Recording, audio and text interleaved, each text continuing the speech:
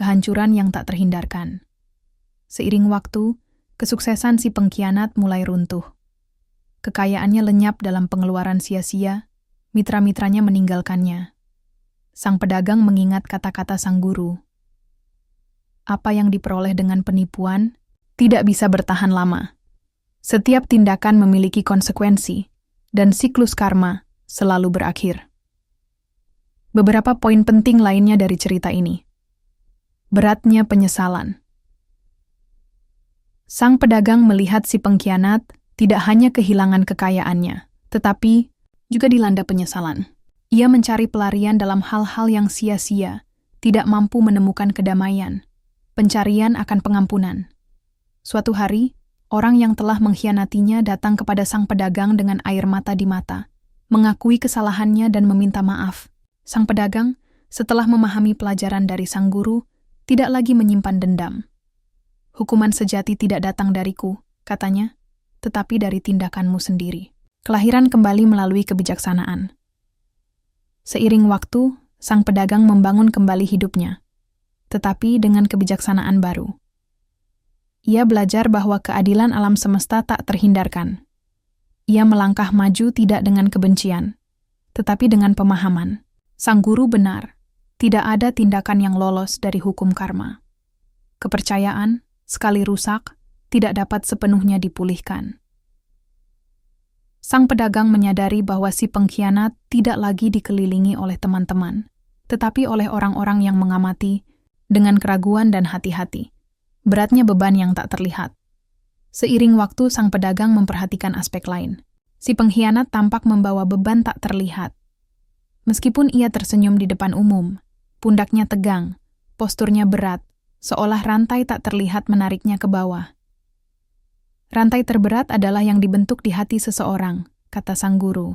Sang pedagang memahami bahwa si pengkhianat tidak bebas, tetapi menjadi tahanan dari kesadarannya sendiri. Kehancuran yang tak terhindarkan. Suatu hari, kota itu diguncang oleh berita. Si pengkhianat telah ditipu persis seperti ia menipu sang pedagang. Seorang mitra baru telah memperoleh kepercayaannya hanya untuk mengkhianatinya dan mengambil segalanya darinya. Sang pedagang mengingat kata-kata sang guru. Tangan yang memukul orang lain suatu hari akan dipukul. Apa yang diambil dengan tidak jujur suatu hari akan diambil. Isolasi terakhir. Dulu dikagumi dan dikelilingi banyak orang, si pengkhianat sekarang sendirian. Mereka yang mencari dukungannya meninggalkannya. Kekayaannya lenyap, dan bersamanya ilusi persahabatan yang telah ia bangun. Sang guru telah memperingatkan. Seorang pria yang berjalan di jalan kejahatan pada akhirnya akan berjalan sendirian. Ketika kegunaannya menghilang, begitu pula mereka yang berada di sisinya. Realisasi terlambat.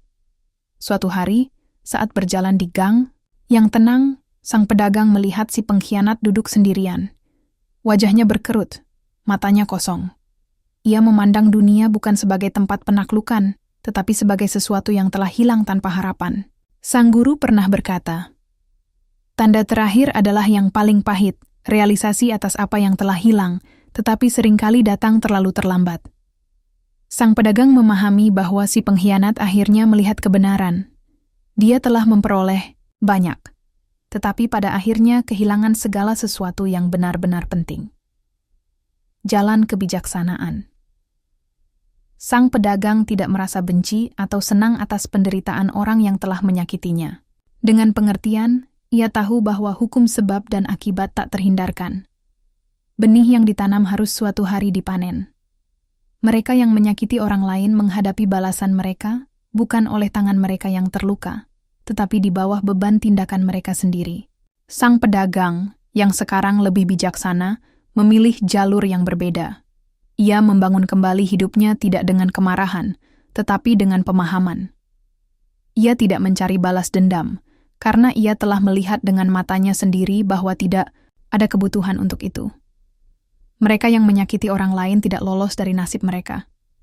Mereka membawa hukuman di dalam diri mereka. Jadi, sang pedagang melanjutkan perjalanannya, tidak dibebani oleh kebencian, tetapi dibebaskan oleh kebijaksanaan. Cerita tentang sang pedagang dan 7 tanda ini bukan hanya kisah tentang karma, tetapi juga cermin yang mencerminkan hukum alami, keberadaan. Prinsip sebab dan akibat tidak terikat oleh keadilan manusia atau waktu. Ia bergerak dalam diam, menenun konsekuensinya ke dalam kain kehidupan. Tetapi apa yang bisa kita pelajari dari ajaran-ajaran ini? Mengapa balas dendam tidak diperlukan? Karena mereka yang menyakiti orang lain sudah membawa beban takdir mereka sendiri di dalam diri mereka. Siapa yang menabur kebohongan menuai kesendirian. Siapa yang membangun di atas kebohongan akan melihat dunianya runtuh. Balas dendam tidak diperlukan, karena kehidupan itu sendiri akan mengembalikan apa yang telah diberikan. Sang pedagang memahami bahwa kekuatan sejati tidak ada dalam mencari keadilan dengan tangannya sendiri, tetapi dalam mengamati dengan mata yang bijaksana aliran alami peristiwa. Dia yang mengkhianati pada akhirnya akan merasakan beban pengkhianatannya sendiri. Tidak ada kebutuhan akan hukuman eksternal. Kesadaran seseorang adalah hakimnya sendiri. Dia yang berjalan dalam kebijaksanaan tahu bahwa tidak perlu ternoda oleh kebencian. Ia mengamati, memahami, dan memilih jalan damai. Cerita tentang sang pedagang dan 7 tanda mengajarkan bahwa keadilan kehidupan lebih kuat daripada balas dendam apapun. Dia yang memahami prinsip ini berjalan bebas, tidak terpenjara oleh dendam, tetapi dipandu oleh cahaya kebijaksanaan. Jadi, sang pedagang meninggalkan masa lalu di belakang dan melangkah menuju masa depan yang dibangun bukan di atas kebencian, tetapi di atas kebijaksanaan. Banyak dari mereka yang terluka merasa ingin mencari balas dendam untuk mengembalikan keseimbangan dengan tangan mereka sendiri. Namun, cerita ini mengajarkan bahwa tidak perlu bereaksi dengan cara yang sama. Ketika seseorang menyakiti kita, mereka yang menyakiti orang lain tidak lolos dari konsekuensi. Mereka hanya menabur benih penderitaan mereka sendiri. Rasa sakit mungkin tidak datang segera, dan mungkin tidak muncul dengan cara yang kita harapkan. Tetapi itu tak terhindarkan. Ketika kita melihat seseorang yang telah menyakiti kita terus hidup seolah-olah tidak ada yang terjadi, kita harus ingat bahwa kedamaian batin mereka sudah terganggu, kebahagiaan mereka hanyalah ilusi, kredibilitas mereka perlahan-lahan runtuh, dan beban mereka lebih berat daripada yang terlihat. Kehancuran mereka sudah dimulai, kesendirian mereka tumbuh, dan kesadaran mereka akan datang, membawa serta rasa sakit yang mendalam. Dengan pemahaman ini, kita bisa melepaskan kebutuhan untuk membalas dendam dengan tangan kita sendiri. Kehidupan itu sendiri akan membawa keseimbangan dan melakukan keadilan. Pengampunan bukanlah kelemahan, tetapi kekuatan. Mengampuni bukan berarti membiarkan orang lain menyakiti kita lagi, atau melupakan apa yang telah mereka lakukan. Mengampuni berarti membersihkan racun dari hati kita, sehingga kita tidak membawa kegelapan mereka di dalam diri kita. Sang pedagang yang dikhianati tidak mengejar si pengkhianat, tidak menyia-nyiakan harinya dalam kemarahan atau kepahitan. Sebaliknya, ia mengamati, memahami, dan mengikuti jalannya sendiri. Itulah kebijaksanaan sejati. Ketika kamu mengampuni, kamu mendapatkan kembali energimu. Ketika kamu mengampuni, kamu berhenti membawa beban masa lalu. Ketika kamu mengampuni, kamu membebaskan diri. Pengampunan bukanlah hadiah untuk mereka yang menyakitimu, tetapi hadiah yang kamu berikan kepada dirimu sendiri.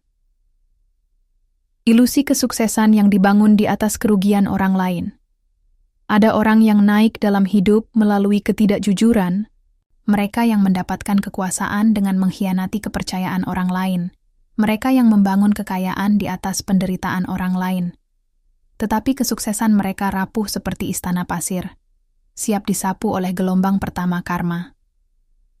Kekayaan tanpa kehormatan adalah beban. Kekuasaan tanpa kepercayaan tidak berguna. Kebahagiaan yang diperoleh dengan menyakiti orang lain hanyalah ilusi. Jika kamu pernah tergoda untuk bertindak tanpa integritas, ingatlah, setiap tindakan adalah benih. Apa yang kamu tabur hari ini, akan kamu tuai besok. Kekuatan untuk melepaskan. Sang pedagang melepaskan rasa sakitnya, dan, dengan melakukannya, ia membebaskan dirinya.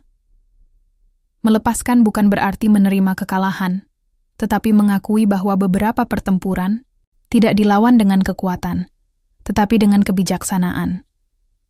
Jika seseorang menyakitimu, tanyakan pada dirimu sendiri, Mengapa aku harus membawa tindakannya ke dalam hatiku? Mengapa aku harus membiarkan pilihannya meracuni kedamaianku? Mengapa aku harus membiarkan kegelapannya mengaburkan cahayaku? Melepaskan bukanlah kelemahan, tetapi bentuk tertinggi dari kekuatan. Ini adalah keputusan untuk melampaui masa lalu, untuk melangkah maju, dan untuk percaya bahwa alam semesta akan menangani semua yang perlu diselesaikan. Hadiah sejati, kedamaian, dan kebijaksanaan. Sang pedagang mungkin telah kehilangan kekayaannya, tetapi ia memperoleh sesuatu yang jauh lebih berharga, kebijaksanaan. Dan bersama kebijaksanaan datanglah kedamaian. Inilah pelajaran terbesar dari semuanya. Kesuksesan sejati tidak diukur dengan apa yang kamu miliki, tetapi dengan kedamaian yang ada di hatimu. Keadilan sejati tidak dicapai melalui balas dendam, tetapi melalui arus alami kehidupan. Kekuatan sejati tidak terletak pada kebencian, tetapi pada pemahaman. Ketika kamu memahami kebenaran ini, kamu tidak akan pernah merasa tidak berdaya lagi. Kamu tidak akan bertanya-tanya lagi apakah mereka yang menyakitimu akan menghadapi konsekuensi. Kamu tidak akan lagi membawa beban kemarahan. Sebaliknya, kamu akan melangkah maju dengan ringan, bebas, dan bijaksana. Dan itulah, pada dasarnya, hadiah terbesar dari semuanya. Terima kasih telah membaca. Saya harap kata-kata ini telah menginspirasi Anda. Jika Anda menyukainya, tinggalkan komentar dan beritahu saya topik apa lagi yang ingin Anda eksplorasi. Sampai jumpa di bacaan berikutnya.